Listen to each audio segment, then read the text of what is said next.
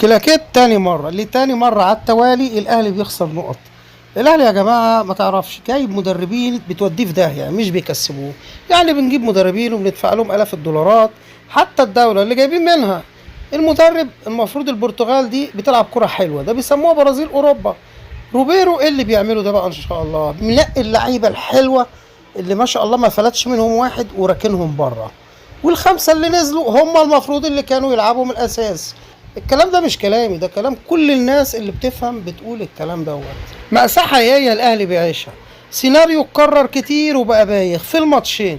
الدفاع يدي الكرة لمروان عطية ومروان عطية يلعب الكرة جوه، لأن ما شاء الله ما فيش خط وسط أصلا، لأن المدرب روبيرو بيلعب لي اتنين ارتكاز، مروان عطية وبيلعب لي حمدي فتحي. الاتنين كويسين وحلوين وممتازين، بس لازم على الأقل تستغنى عن واحد فيهم وتجيب واحد عقل للفريق.